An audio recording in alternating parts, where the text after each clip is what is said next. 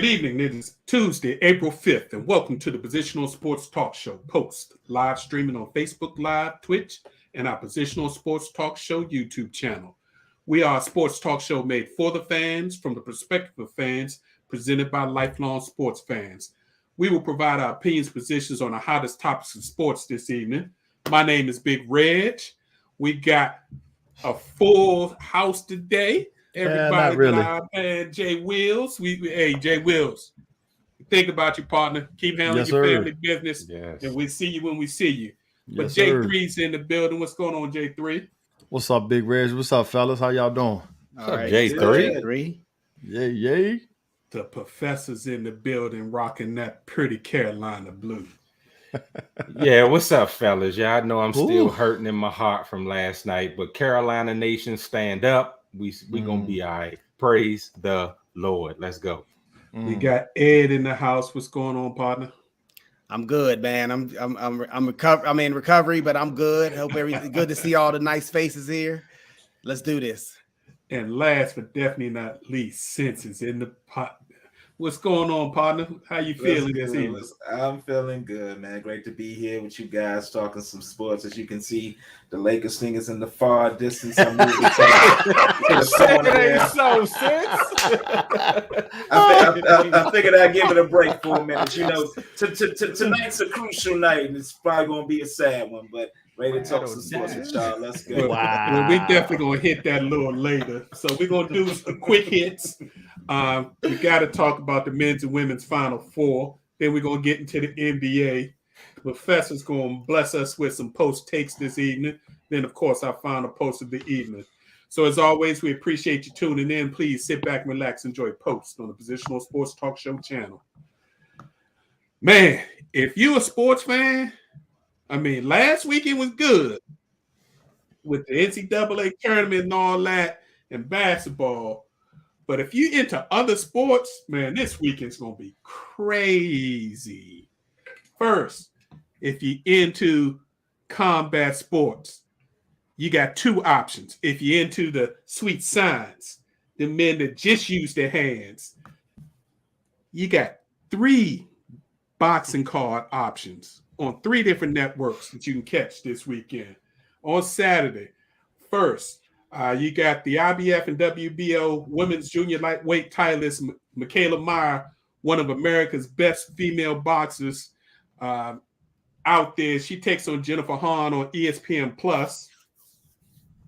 If that's not your flavor, you got IBF middleweight titleist Triple G Gennady Golovkin taking on WBA middleweight, super middleweight Ryota Murata on Dancing from Japan. So that should be in the afternoon, so you can catch that early and still catch either the Michaela Meyer fight, or if you prefer something later, you got the return of lightweight contender Ryan Garcia, who took a little over a year off due to mental health reasons and things. He has his return. He's going to fight Emmanuel Tagua. And on that card, the co-main event is flyweight titleist Marlene Esparza, former Olympian. She's going to take on Naoki Fujua. That's also the zone in the evening. And then Showtime's got a bout with Erickson Lubin fighting. They call him the Stifle Tower, Sebastian Fendor. This is a guy that's fighting at 154 pounds, but it's like 6'2", 6'3". I mean, he's huge. Undefeated prospect. So boxing is all great weekend for boxing if you're into boxing. And then, if you prefer the other combat sport, you also have UFC 273. And Dana did it again. Not only is he giving you 1 title fight, he's giving you 2 title fights, and the card is loaded. Main event is featherweight champion Alexander Volkanovski against Chan Sung-Young, a.k.a. the Korean Zombie. Yeah, the co-main event is Aljamain Sterling in his first appearance against Peter Yan, and that was a controversial ending because Peter Yan was disqualified after he kneed him when Sterling was somewhat down, still had a knee touching, and he kneed him in the face, and then some people say Sterling fell out even though he could have continued, but he got the belt. So that's going to be a barn burner. And then the undercard is stacked. So UFC, our man Dana White does it again. And Major League Baseball opens Thursday. Everybody who doesn't play Thursday plays Friday.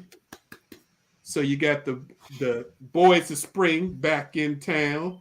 And that means we get to have Jackie Robinson Day on the 15th.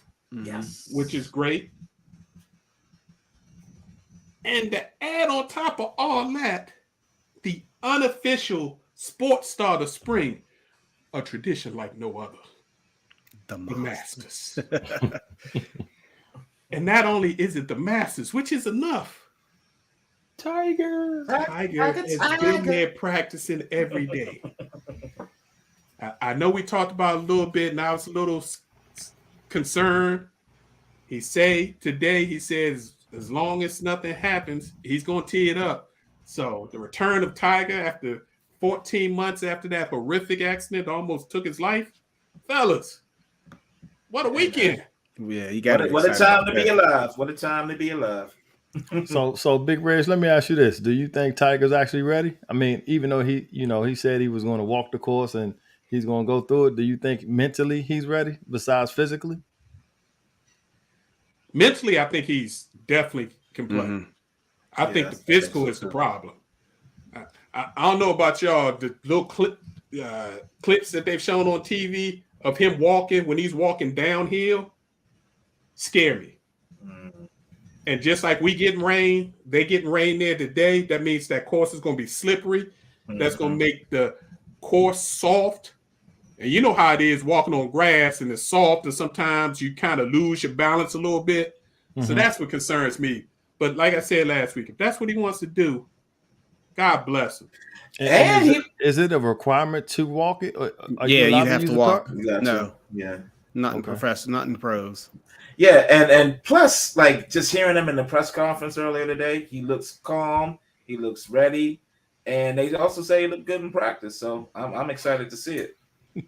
Yeah, I was psyched when he came back to play with Charlie. So I'm ready to see Tiger. Let's go. And I think that you got to remember where Tiger is right now as far as his professional career.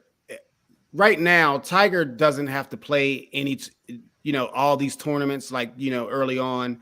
He gets lifetime exemptions at Augusta. So basically all year long, he's gearing up to play one tournament. I believe that moving forward, he probably will only play the Masters. I could be wrong, but normally I think how that course is set up, it's I think it's kind of tailor-made for his game. It's not, you're not going to get like a US Open that is incredibly long and usually built to be taxing physically. So I think he's going to show well. It's been 14 months. He's been through an intensive rehab program, which continues. So I think he's going to be okay. And if it rains, as long as he can keep his balance, Big Reg, as long as if the greens are soft, that even plays into his current game. So we'll see how it goes. Yeah. I think his game is, I think Tiger would be able to play until he's 60, 70 years old. Because he's mastered the game and he has so much control over his swing for the most part that he'll be able to do that. It's just the physical thing. He said today in his press conference, what will deter him from playing is the rehab that he has to do after the rounds and before the rounds. His leg swells up while he's playing. So he's got to get all that swelling out of the leg the evening before, then 2 hours of rehab before he even gets on the course to then go walk it and play it and then rinse and repeat. That's the problem. So praying for you, Tiger.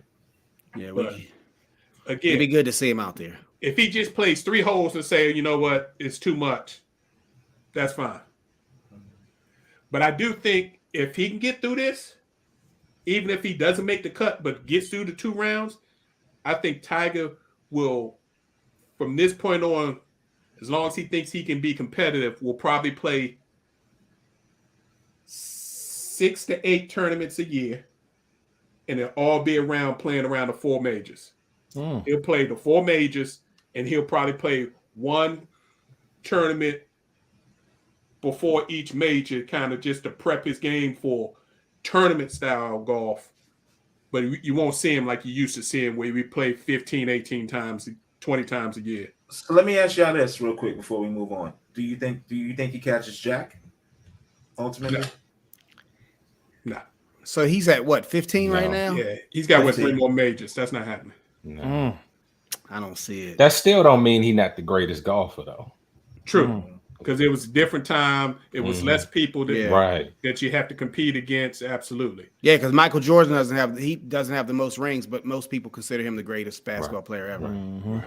So, all right. Speaking of basketball, great segue, Big Ed. Let's talk about these Final Fours and these championship games. And we're going to go ladies first. Fellas, it is amazing. I am proud. I am happy. And hats off to the University of South Carolina ladies Gamecocks. Amen. Dawn Staley. Amen. Staley, stand up. Dawn Staley. I mean, speaking of Philly, a small world. 2 kids from Philadelphia coaching in the final. Because when Gino's family came over to the U.S., that's where he grew up. And, of course, Dawn Staley, born and raised in Philly. So, but yeah, so University of South Carolina first took on other number 1 seed Louisville in the Final Four. And 72-59. Dominance. And South Carolina was in control of that whole entire game. They literally took the tournament's high scorer, Haley Van Leef, who had been lighting people up, and held her to 9 points. Shut her down. So, I mean, South Carolina's defense was ridiculous in that game. They did the same thing to Paige Buckets also. Shut her down. Not just Paige Buckets in UConn, because Paige got a little bit. But what they did to AZ Fudd, oof, good luck. And that's Kristen Williams, they'll be back. No doubt. Oh yeah, no doubt. Held them each to 1 bucket. Yeah.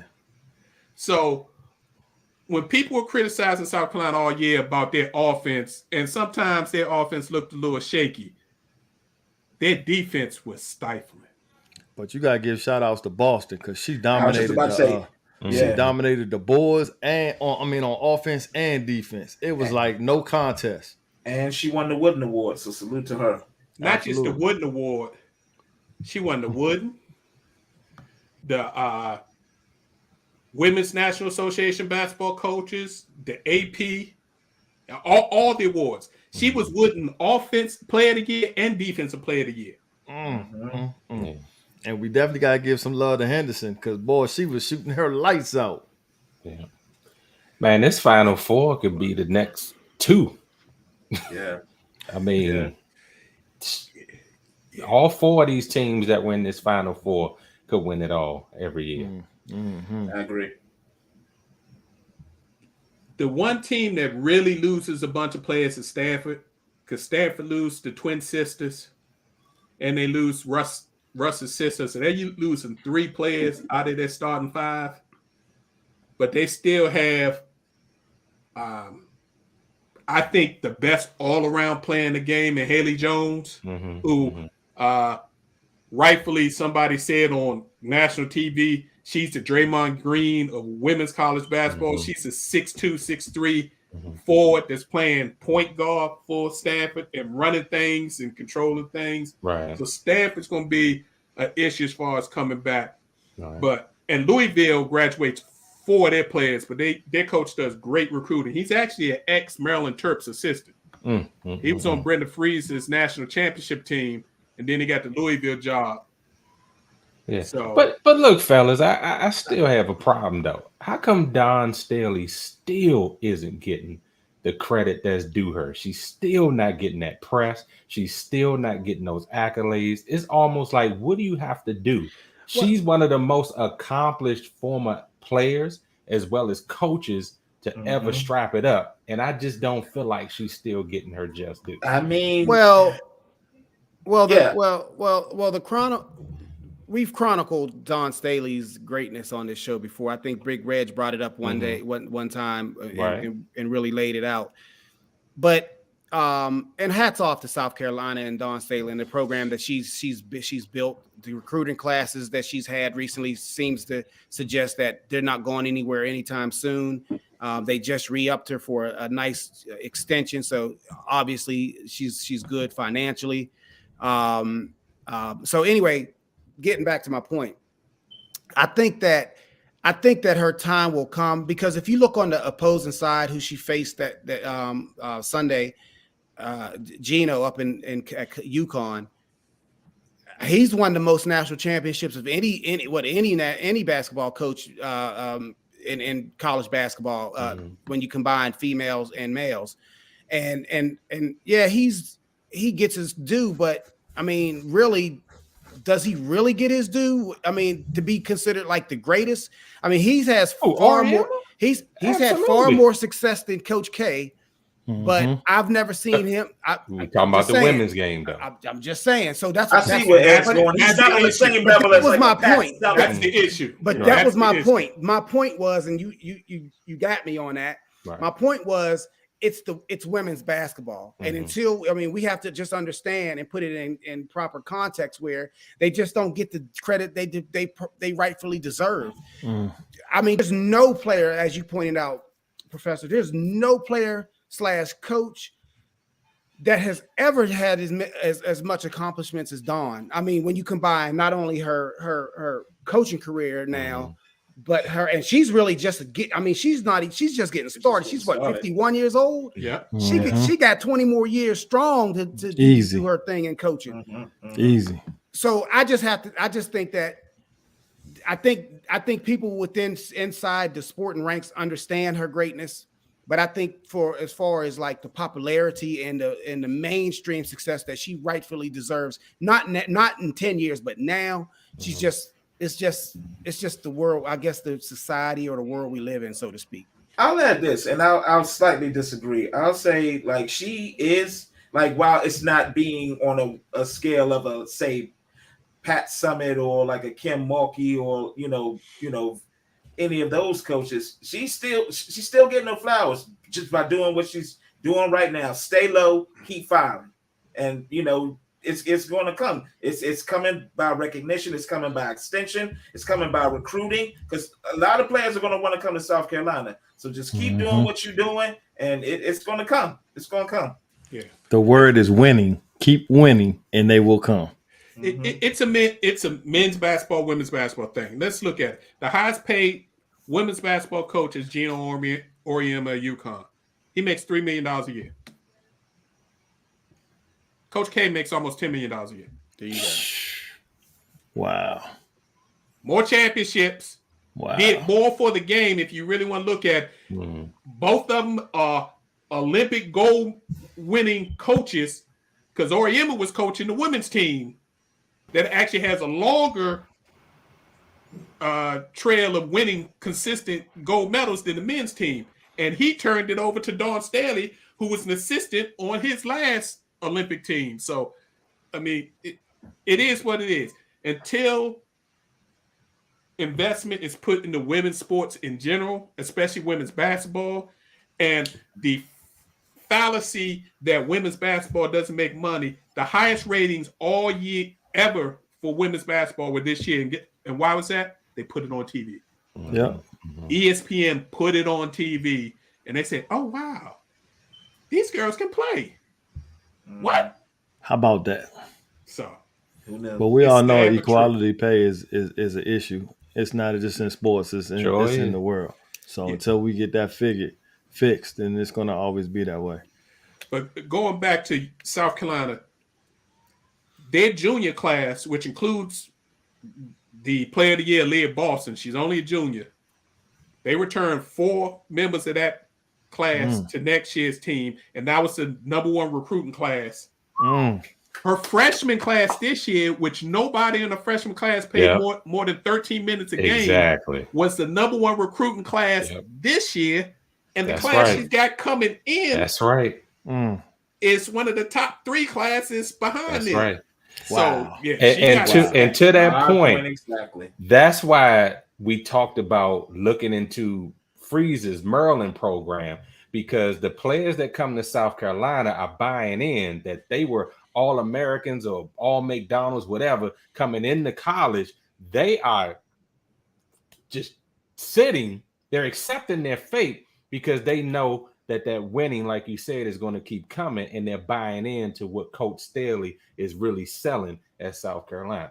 That says a lot. if you think about it, that's the same thing that happened if you're a basketball player and go to Duke. I mean, they get all 5-star players as well. Revolving door. And as soon as their numbers up, then they get in and show who they are. So yeah, it's the same thing. Yeah.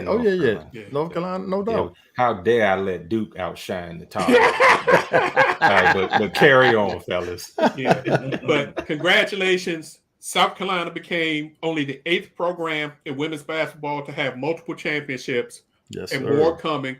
And Dawn became only the 7th head coach to have multiple championships. Mm-hmm. And she became the first African-American male or female head coach with multiple Division I national championships. Mm-hmm. And I think it was a changing of the guard. I remember when UConn surpassed Tennessee, you could see the difference in how they were playing. Mm-hmm. If you watch that championship game, South Carolina was long, more athletic, more fierce. I think we saw a changing of the guard where Gino's going to have to change a little bit and start recruiting a slightly different player instead of just getting the best player in the country and some other fillers. He's going to have to do a little bit better to keep up with Dawn, because Dawn ain't playing. And thank God it's not the same vitriol with Pat Summitt in Oriema when that changing of the guard was taking place. Because, like you say, which was a great point, Don was under Oriema on the Olympic team. So that's that mutual respect there. Yeah.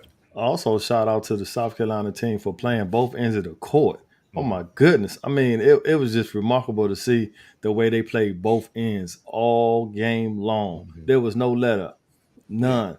And for Destiny Henderson, a senior, going out to have her career high in the championship game, you can't go out any better than that. Get the ring, do your thing. So shout out. And I'm still hurting for that Howard team. Good Lord. They'll be all right. They'll recover. I hope so. Let's move on to the men's Final Four. And fellas, I think Kansas got a gift.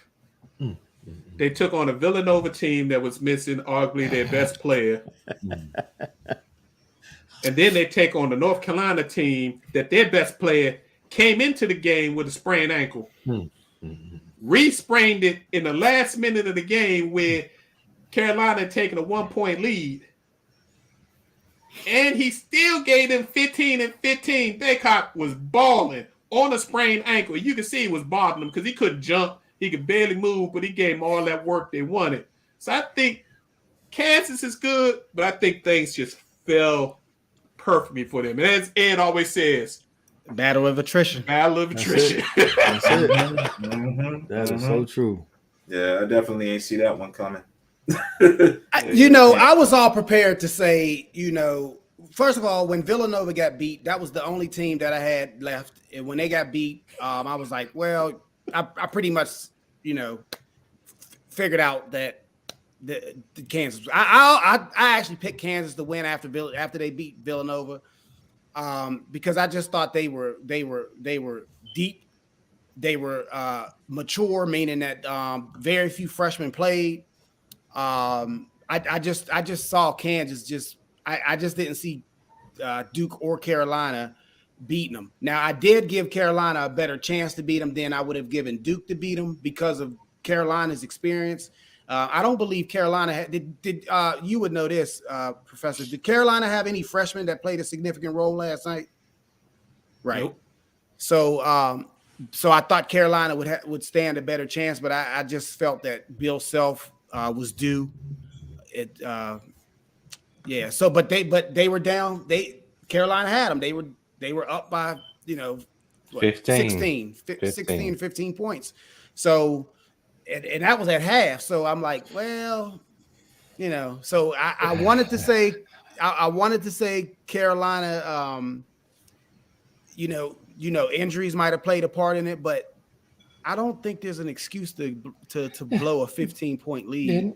We're not going to side on excuses. You're right about that. What Kansas had was a veteran-laden team that missed the 2020 season going in as the overall number one, and they had to finish business. Yes, you're right. They had a 15-point lead at halftime, one of the biggest leads ever given up. Carolina gave their all. And I will tell you this, their championship was that Duke game. They gave so much in that game. Baycott got hurt.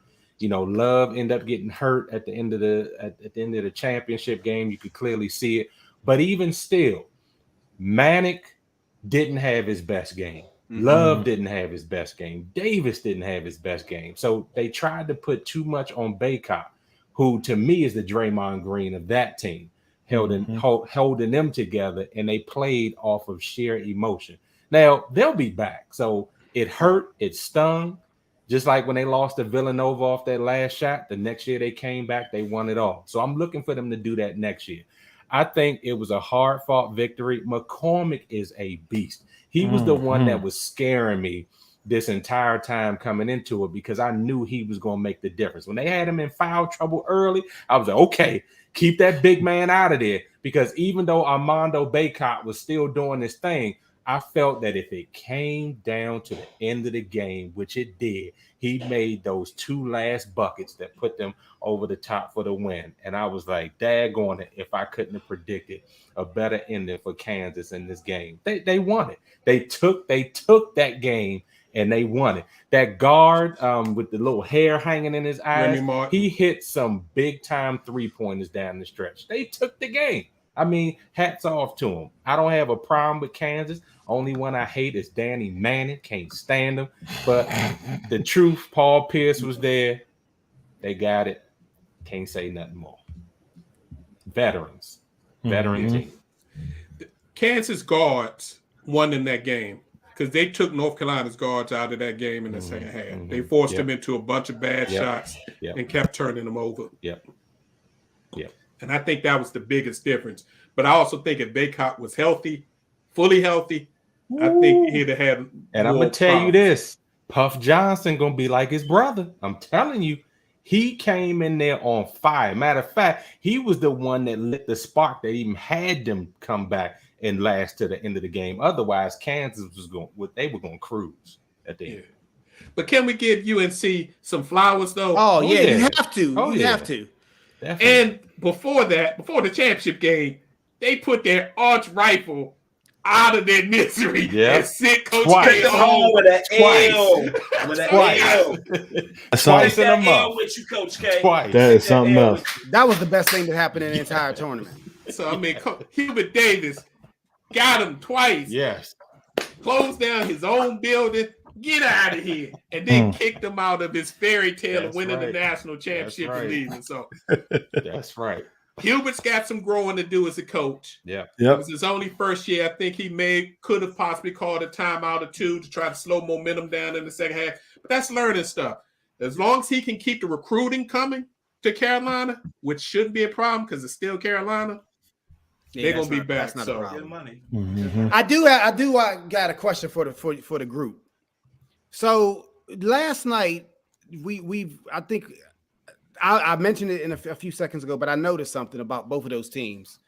And in the air, have we gotten past the one and done era where you got these superstar freshmen assembling at these teams, usually Duke or Kentucky, and no one else necessarily stands a chance? But last night you seen two veteran teams going back and forth for the championship. One dismissed a group of youngins. Duke, Carolina dismissed Duke, who's filled with freshman All-Americans. Do you think we've seen the shift and now the NBA can just go ahead and open up the floodgates and let the kids that really want to come to the NBA skip that 1 year, just go to the NBA and just let college basketball get back to normal? Or is this No. I'm reading it too much into this? I think I mean- so. I think with the NIL in place, I think it definitely has. Now it's like, why am I going to be one and done? I mean, I can still make money while in school. I'm not going to Right. get penalized for it. So that's Yep. giving them the incentive to stay more years in college, which makes now kind of like the natural order of things set back in place. It was mentioned in the broadcast last night, which I was kind of shocked about, but they put it front and center. Every other major sport has kind of like a harmonious relationship with the pros, except college basketball. So now that you got the NIL, which you just mentioned, coming out, and then you got the NBA trying to up the stakes for the developmental league, where is it going to come to a head? It's still going to come down to the individual players, their ability, and then how much money they'll actually make if they go pro when they're allowed to, because NIL is one thing, but then that ability to get that NBA money, front and center is something else. Will they finally bury the hatchet and kind of, make that harmonious relationship between the two, or will they continue to be rivals and then allow the players to just make choices based on themselves? I think that remains to be seen, but it was put front and center for all of us to hear that they really don't have the best of relationships. And I think Adam Silver is a progressive commissioner, and I think he will find a way to kind of work things out with the NCAA, but we'll see. I think because of COVID, I think there's a bunch of things happening all at one time that's kind of skewing this a little bit. COVID, you've got these super seniors now, so people are staying longer. You've got the portal that they opened and then allow them to be able to transfer and not have to sit out the year. And then the NIL all hitting at the same time. So I think that's got to flush itself out. I think the NBA is still going to build the G League. And I think the elite of the elite will have the option to go to the G League and actually play against pros more and develop their game so that when they get that year, they'll be better prepared to make an impact in the pros. And then you'll still have some guys that will go to college, but they won't have to rush out of college because of the NIL deals. But the teams that are winning now are the teams with the older players, Baylor last year, Kansas this year, that are bringing in transfers that are super seniors like Remy Martin, and winning. So people who want to win the championship are going to have to stay. I think it's going to be hard for the Dukes, especially losing Country K and Kentucky's, to do the one and dones and try to win the championship now. And then you get a degree on top of it. So win-win. And what does that mean for the HBCUs? That's another topic. We're going to have to do a whole special show about HBCU because I've been reading some stuff lately and seeing some things. HBCUs are in a special, interesting place that they can take a step forward or this can all crumble. So let's plan to do that maybe in May, do a special HBCU show and talk about HBCU athletics. Yeah. Did you all see the HBCU All-Star game? That's what made me bring it up because I'm like, was this the best time to put that game on during March Madness? Because that stadium looked really skimpy.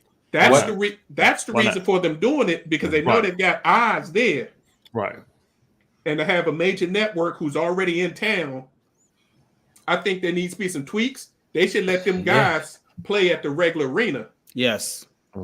Instead of playing at a different venue across town. Like the NBA did. That was skimpy. But I think the HBCUs are going to get their due though very soon. I think Coach Prime is crawling so that others can start walking. So, but yeah, let's hit that. Coach Prime running, baby. Yeah, he running. Real. Not literally, yeah. He running. Did you see their facility? Oh no, you missed my point. I'm saying like I got what you're saying. You're talking about his feet. We know. Yeah. I'm not talking about the feet. No, he doesn't. Wasn't going there. Wasn't going there. Cold, J3. That's wasn't going there. I'm saying with the facilities getting upgraded and all that, you're doing that, and it's bringing more attention to the HBCUs as it should. Yeah, I got where you coming from.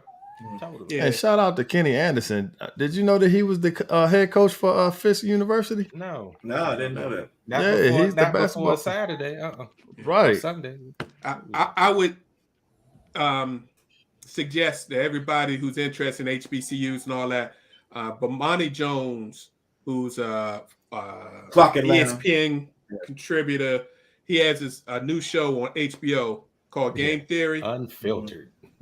Yeah, it's a little raw, so Yeah. I'm gonna let you know Very, it's a little raw. very raw. Very It's a raw. weekly show now, but his last show he did a show about HBCUs. Check it out Yep, he's a Clark and Atlanta get his grad. spin. And he's an HBCU grad. Matter of fact, 3rd generation HBCU grad. So hear that spin, and then again, let's do a show May or June and talk about it. Let's get into the NBA, fellas. It's the final week of the NBA season. Most teams got 3 or 4 games left.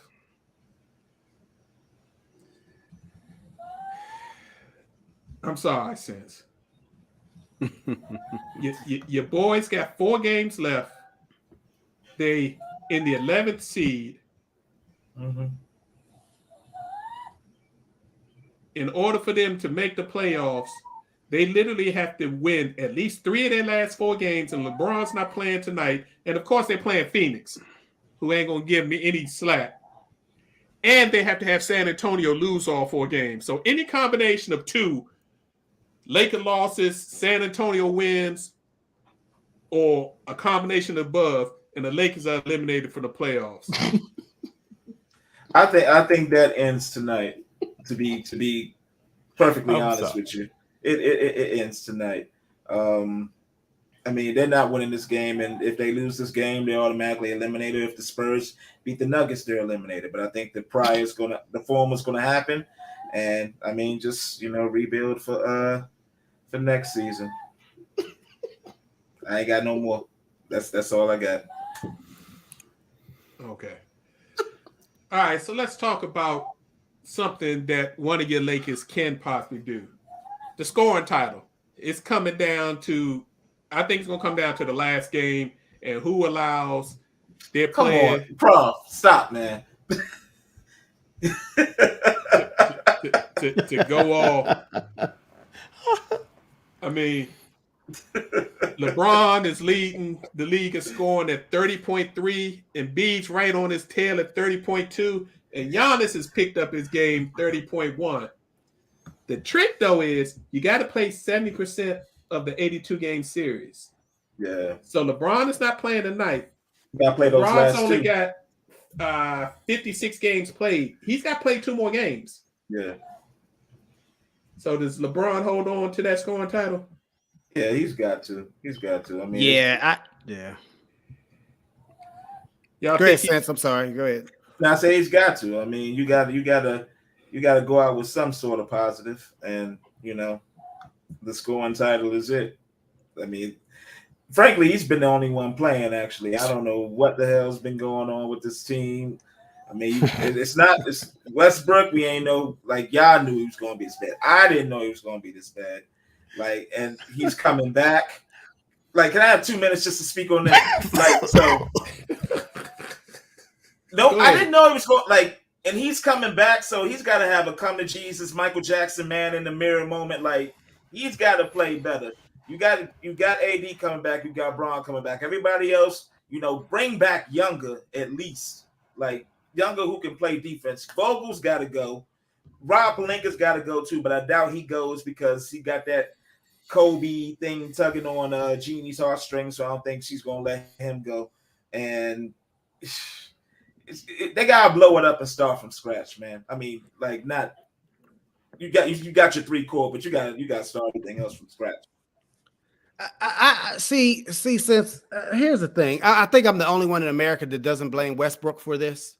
I think it's easy to blame Westbrook for the Lakers' downfall this year, but I mean, look, AD, look, he should be. I've been saying this for 3 years. He should be the best player on that team. LeBron should not be leading the league or having even a remote chance of leading the league and scoring at age 37. That's a trap. That's a travesty. Crazy. Now, crazy. I know Westbrook plays a certain style of basketball, but he's been playing that certain style of basketball for 12 or 13 years. If you felt Frank Vogel couldn't control it or make it work to fit your team, then why bring him to LA? So whose fault is that? That ain't Westbrook's fault. You see what I'm saying? So look, it's easy to blame the players in certain situations, but what about the persons or the people responsible for assembling and coaching these players? Rob Pelinka. So that's my take on the Lakers. But I look, it's not as simple as everybody wants to say. Is just get rid of Westbrook. He's the problem. No, I don't think it's that. All right, so we done beat the Lakers to death. It didn't go well. Let's move on. I'm gonna leave the MVP race to you good guys for next week. But I got some strong opinions. But I'll let y'all have that. But I thought it was a little soft that your boy Joel Embiid went on national TV talking about I don't know what I got to do to win the award. Win a championship. How about that? First of all, why don't you be significantly better than anybody you competing against, and it'll be easier. Yeah, because Giannis handed him his butt. That's exactly why I don't root for him. I mean, if you look at it, just him against Giannis, and I ain't gonna bring in Joker. Him against Giannis. Giannis is 0.1 behind him. Nasty. On points, higher than him in rebounds, higher than him in assists.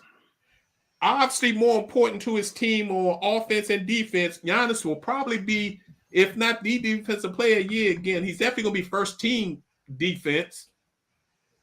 So how can you say you should definitely be the number one on the MVP? And I ain't going to get to the Joker stuff. He's crying for attention. That's all. But he always does that. Yeah, he's crying for attention. Yeah, people don't want to be real about Jokic because it doesn't look as pretty. He's not as athletic, which should be actually more of a credit to what he does. Just to give y'all one thing, and I'll leave it alone. The Joker's getting ready to do something that it's never happened in NBA history. To average more than 27 points a game, average more than 13 rebounds a game, and average 7 assists. Never been done in NBA history. Plus, he's got the fundamental. Plus, he's got the highest PER in NBA history, which is player efficiency rating ever this season. But nobody wants to give him his props. And they say, well, his team is only in 5th or 6th. He's 1.5 games behind what the 76ers win total is. 1.5. He just happens to be in the West where the teams are better. If his team would have been in the East, he'd have been right there with the 76ers. But let me get off my soapbox. Let's talk about this Eastern Conference because it's crazy. The 10 teams that are going to be involved in the playoffs, including the play-in, are all locked in. The Wizards? Yeah, they didn't make it. Yeah. Nice try. But hey, make it once they made on them trades. Yeah.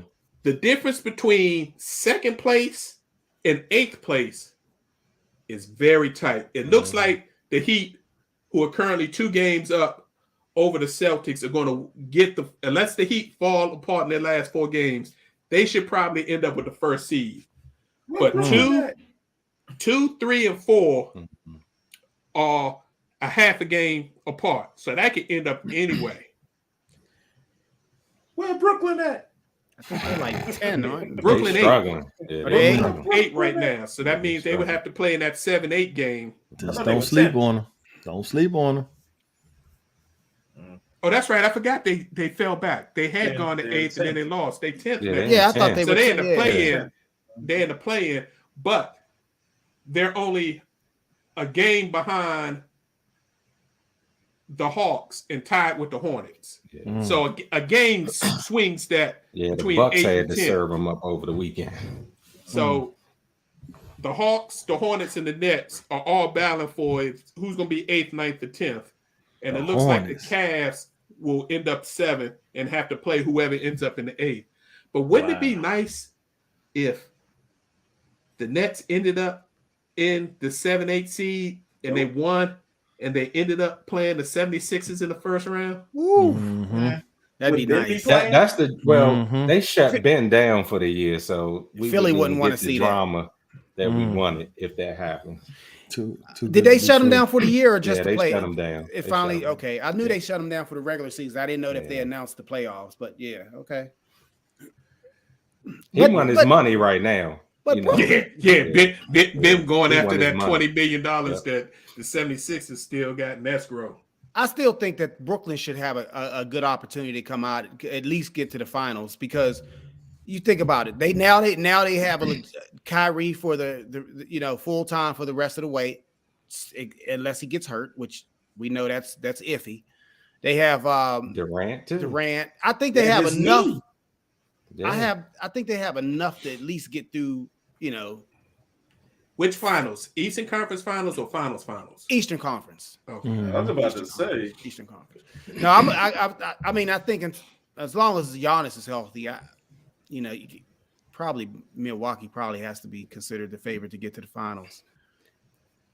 Yeah, with Brooklyn, you sound like SAS on that. He think that Brooklyn can make a deep. He's run holding out hope to for the Brooklyn, Eastern boy. I Conference tell Finals.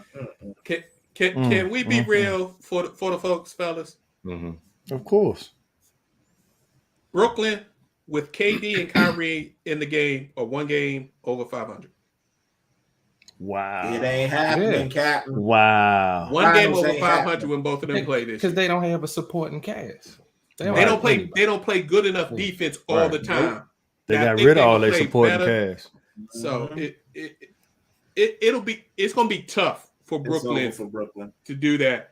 And again, I think as long as Milwaukee is healthy, especially Giannis, I think we gonna see them shift to another gear. Because we saw it last week. Giannis, when they played the 76ers and they played Brooklyn, Giannis put it in a different gear. And then they throttled down against Dallas. Well, let me ask y'all this: do y'all think in the offseason, if Brooklyn doesn't go as far as y'all say they will, do you think they try to trade Kyrie?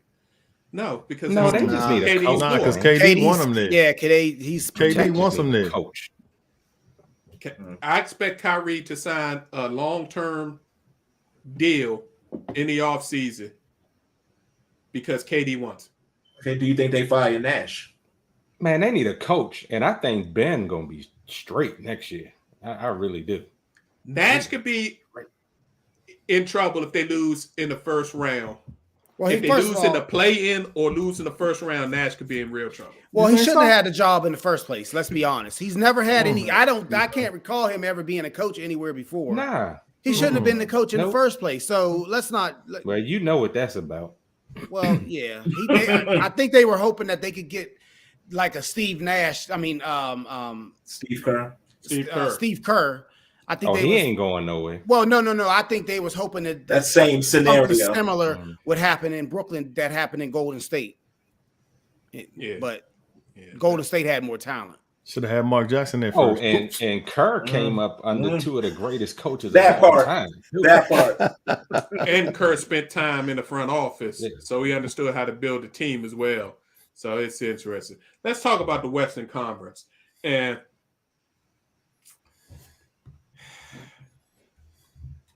what are we going to start saying about Ja Morant when Memphis plays better without him?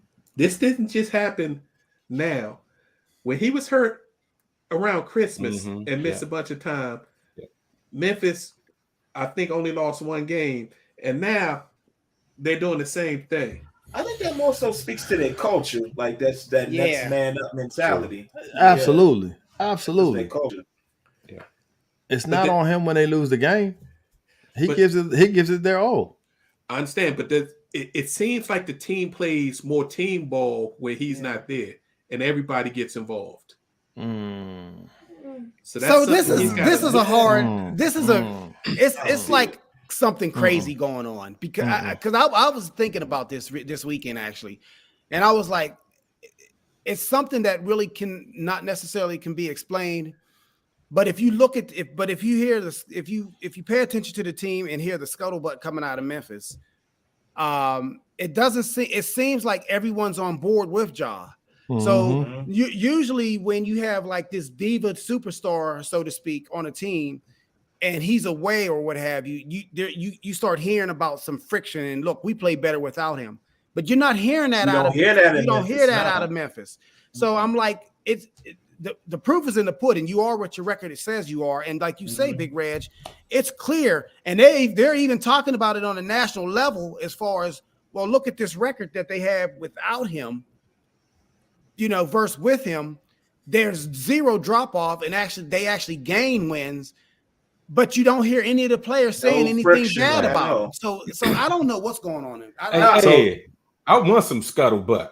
Run So- him out of town so he can come to Washington. I take him here gladly. So it's Gladly. funny you would say that, Reg, because it reminds me of Kemba Walker. You know how they used to talk about Kemba Walker when he was on the court and when he was off the court, team would win. It's the same thing. But Kemba played whenever he was on the court, he produced. Yeah, I guess the point I'm making is I'm not saying they should get rid of Ja.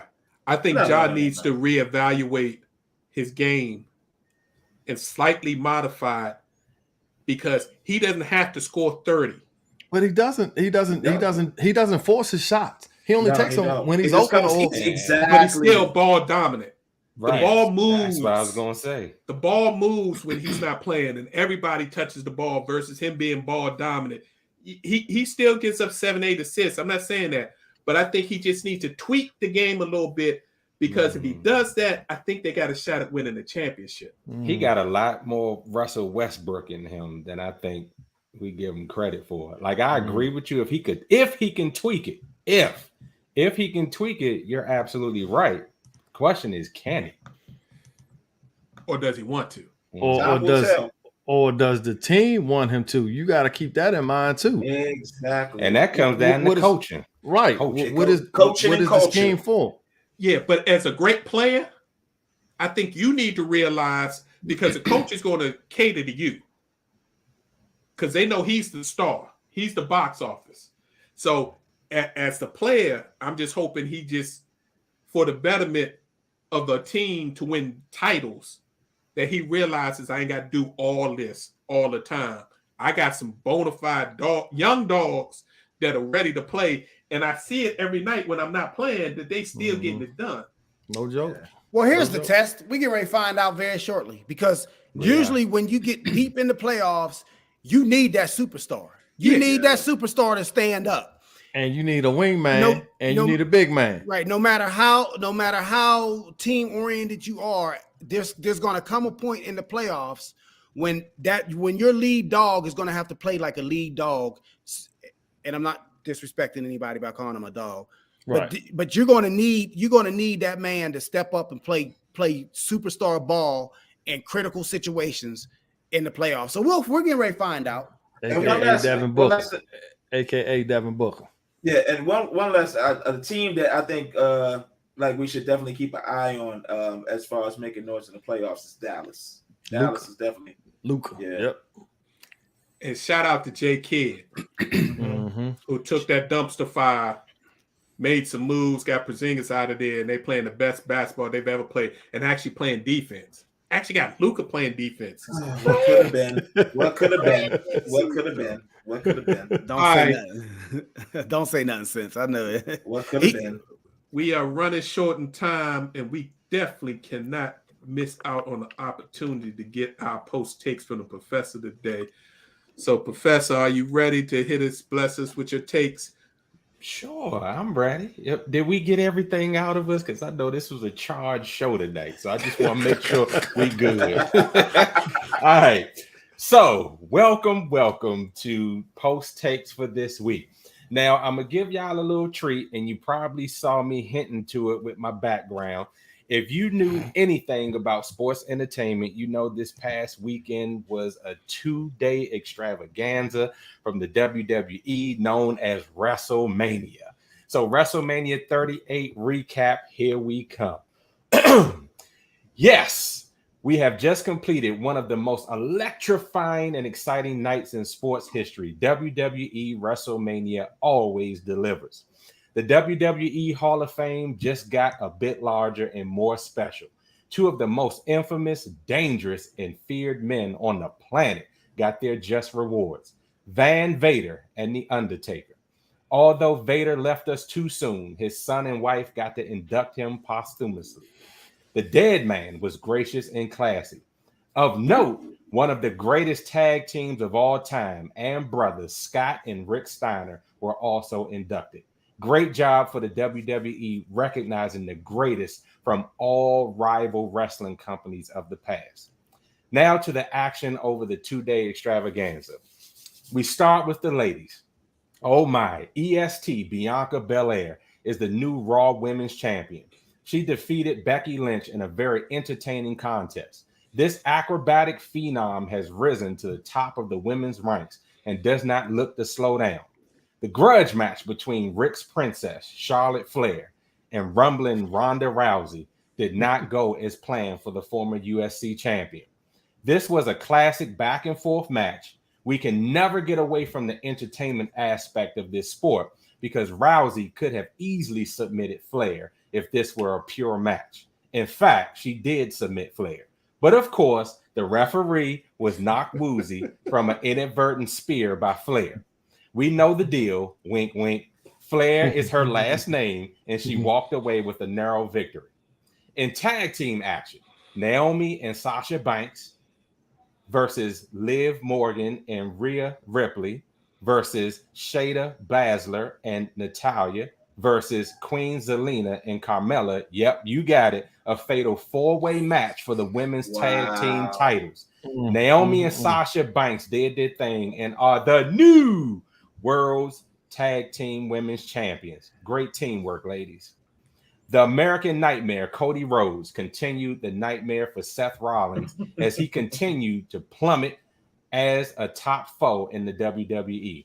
Rhodes hit Rollins with not one, not two, but three classic crossroads and gave him a tribute to his dad, Dusty Rhodes, with a series of punches that led with the bionic elbow before the pin. Edge is the legendary turned stir crazy. He challenged anyone from the WWE to fight him at WrestleMania. AJ Styles, poor AJ Styles, was the only one on the roster not matched for WrestleMania to take the challenge. Edge literally pounded and punished him at every event leading up to their grade match in WrestleMania, grade A match in WrestleMania. Edge did not disappoint. He continued his methodical dismantling of AJ Styles in this match all the way to victory. Now, y'all gonna love this, especially the old heads. Stone Cold was the absolute best of the weekend. He stole both nights by drinking beers and stunning everyone that got in his way, including Kevin Owens and Vince McMahon. The Texas Rattlesnake was at home in Dallas. AT&T Stadium, aka Jerry's World, was his final showcase. I know that Kevin Owens was sorry that he called Stone Cold out. And in a final double-barrel middle fingers, he stunned Vince McMahon and his sorry protege on his way out the door for the final time. Stone Cold retired many years ago, but jumped at the chance to shake things up at WrestleMania 38. You know, The he's main 60 years old. Yeah. Can I get a hell yeah? Yeah, that's right. The main event of the weekend did not disappoint, but the victory was telegraphed. Brock Lesnar is a cold beast and is in the same realm as Triple H, Undertaker, and Stone Cold. But it has been widely known that the WWE has been trying to build Roman Reigns up to reach the stardom and the heights of The Rock. Certainly, the match was entertaining, but knowing that tidbit of information left the outcome a foregone conclusion. Lesnar has come a long way, including his stint in the NFL. He is more Rock than Reigns. But as they say in the business, when it is written and that is your time, it's your time. So at least for now, enjoy your time as the undisputed WWE champion, Mr. Reigns. Those championship belts are fire. We may need to talk about one for the Fantasy League, fellas. For more updates on the lesser matches, please visit WWE.com. Peace. Turn it back over to you, Big Reg. Man, I haven't had somebody give me a rundown on the WWE in so long. Yeah, Good George stuff, Michael bro. used to do it on the sports machine, so I kind of tried to channel Good his stuff, flavor right man. there. Yeah, Good that used to be my jam back in the day growing up. And one of my sisters, that is her thing. She was locked in. She was sending text. All right, I got my stuff ready. I'm ready for the weekend. So I can appreciate that. Yeah. So shout out to the McMahons for continuing to do that thing and taking that thing to big heights. So that is cool. And you know, Sasha Banks is Snoop's cousin, right? Yeah, They first cousins. Snoop's Nice. Yeah. Yeah, she making a big name for herself. Yeah. Oh, yeah. Too. So yeah, shout out. All right, fellas, it's time for us to get us out of here. So it's time for our final post. What you got for me, J3?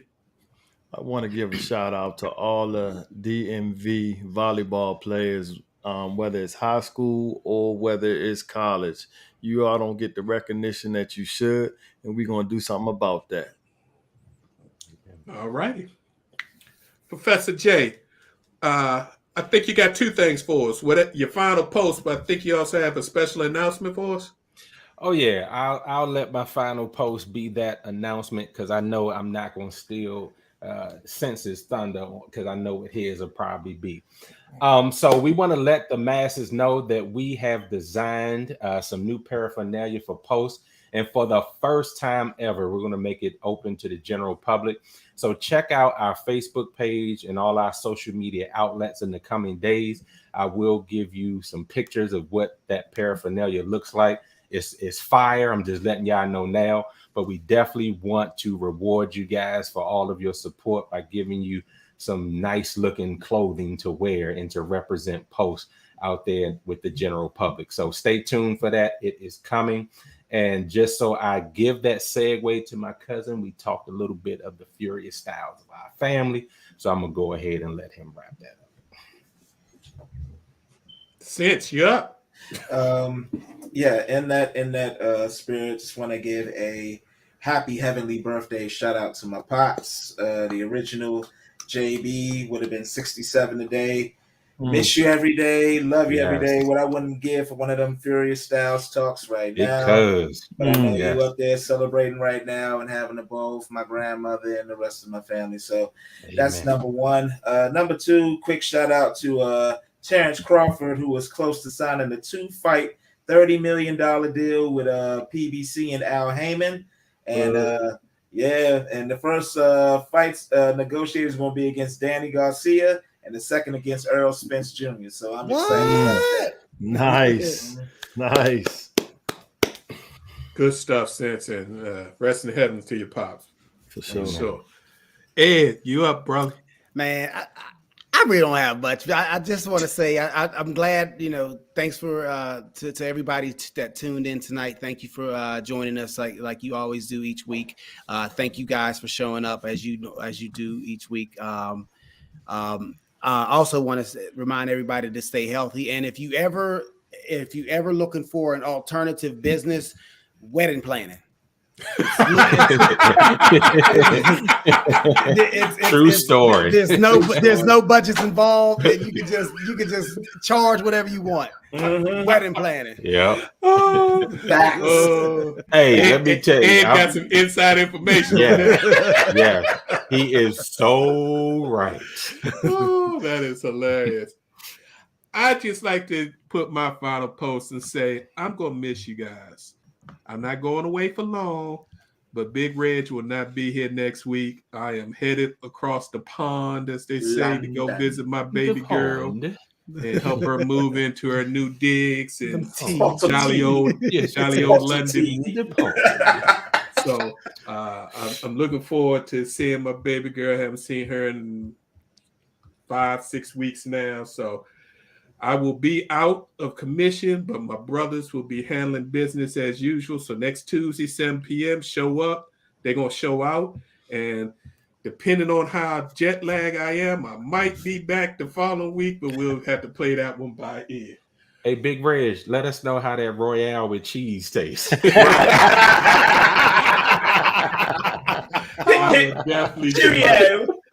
will definitely do that. So as always, we like to thank you all for tuning in and listening. We appreciate your time and opportunity to share our positions on sports with you. Again, my brothers will have us locked and loaded next Tuesday, 7 p.m. We here each and every Tuesday, 7 p.m. for the live show. You can catch us on our YouTube channel, our Facebook page, all the different platforms that we have, Positions on Sports Talk Show. If for any reason you can't catch us live, then again, please, if you like our podcast, your favorite podcast network, Positions on Sports Talk Show, our Facebook page, our YouTube channel, you can always get previous shows. Our professor does a great job for us, helping us on the IT side and getting those uploaded. So you got plenty of content there. If you want to reach us, hit us up. You can hit us up at our Twitter at Positions on SPO1. You can hit us up at our Facebook page at Positions on Sports. Please, and don't forget, if you want some gear, the professors designed some hot new gear that we're going to make available to the masses, so y'all will be able to get it at the same time we get it. So again, we look forward to seeing you next week. Have a great week. Stay safe and enjoy the sports this weekend. Peace. God bless. See ya.